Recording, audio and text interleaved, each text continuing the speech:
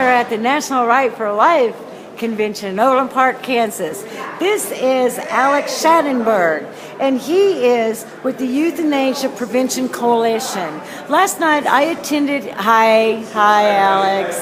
Last night I attended his Fatal Flaws showing of the tremendous, powerful DVD that represented stories of people committing suicide, assisted suicide. He talked about these death with dignity, things that I've been involved with for my almost 30 years as a nurse. It was very powerful, very moving, and he explained it from Netherlands to the Canada to the infiltration to America. Alex, can you please talk to my little community and tell us about your project? Oh, well, the Fatal Flaws film is we produced it to have a compilation of stories to effectively talk about why assisted suicide is so wrong, not only in the sense of how it kills, but it's philosophically a lie. Everything about it is a lie. So they're selling us the lie of assisted suicide.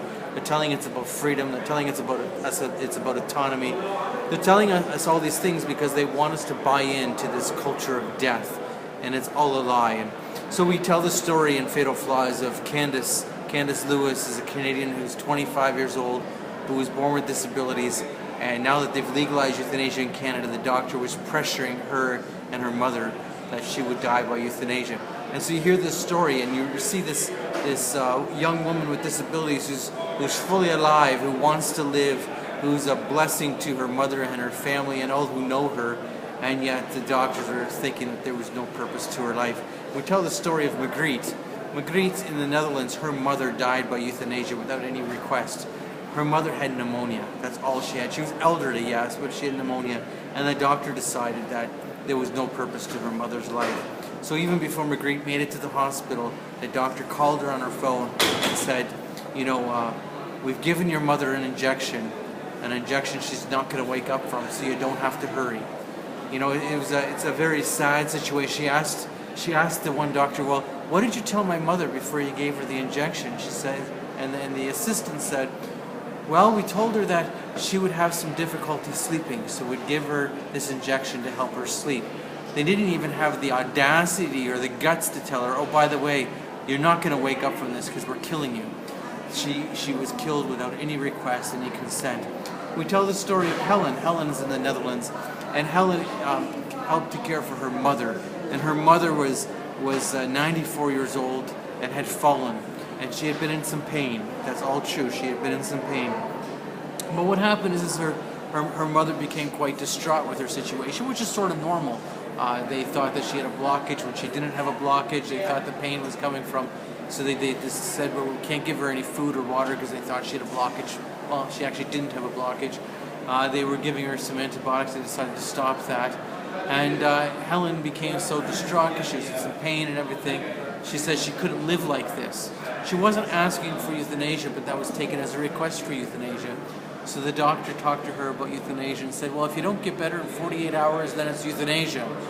Well, Helen got involved then and got a second opinion, and they checked her out, and they realized her mother didn't have any blockage. She was in pain. She needed some good care, but she didn't have any problems. So they started feeding her. They started letting her have fluids, whatever she needed, and she got better, and she went home. She lived another year of normal life, died a natural death, but had the opportunity to meet her second great-grandchild. This is what Fatal Flaws is about. It's telling you that this is sold to us as a lie.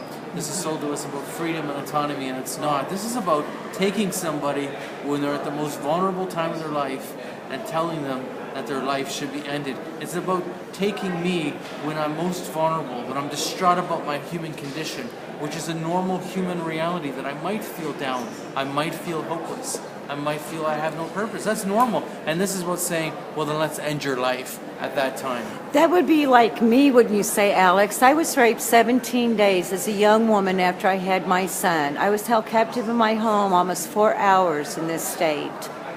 It was a brutal attack. The same people would have said, because of my depression and my anxiety, my rapist was on the loose, that my life was not worthy to live. Is that correct? Then I was be deemed a disposable because I was suffering with sadness and grieving? Well, let's get down to it. Euthanasia is being sold to us as a way to end suffering. So in the Netherlands and Belgium, they've extended it to psychiatric reasons. So you have a fair number of, so you have this growing number of deaths for psychiatric reasons. So these are people, for instance, the one case was a woman whose one child had died of cancer.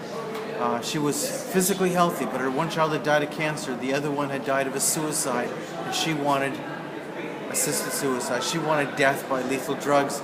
And the doctor came and did it, and she went ahead and went forward with it and died by this assisted suicide. Right. Well, someone would say, well, that's crazy.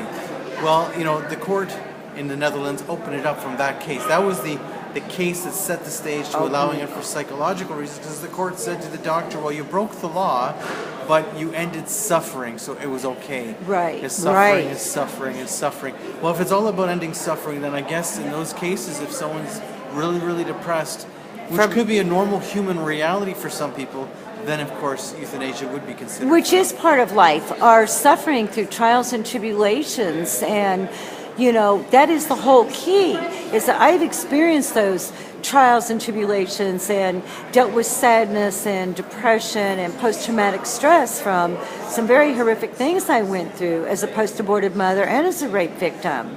But what I do know is that one time I did think of committing suicide after my rape. I held a loaded .38 special up to my head, and through the grace of God, He still allowed His angels to take that gun from me. I picked up the phone, I called my friends, and here I am. I repented to the Lord, I stood up for Jesus, He is my Savior, I stand up for life, womb to tomb. I will always be pro-life, I will always stand against euthanasia. I saw it in my early days as a nurse. I also know that a friend of mine in grade school named Jack Persley was injured in a car accident, a quadriplegic on a respirator. About 20 years ago, I was his nurse that donated my time. I know that a certain local hospital, a very big local hospital, had his doctor that was going to pull the plug on this particular Saturday morning. I volunteered not knowing, but I knew it was wrong, and so I kept praying to God, even though I hadn't repented of my sins. Regardless of that, God did answer. Unfortunately, Jack did die that night.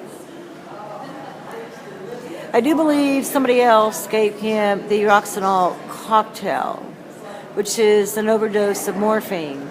Don't you believe, or I do believe, that the Roxanol cocktail is a way to induce this suicide?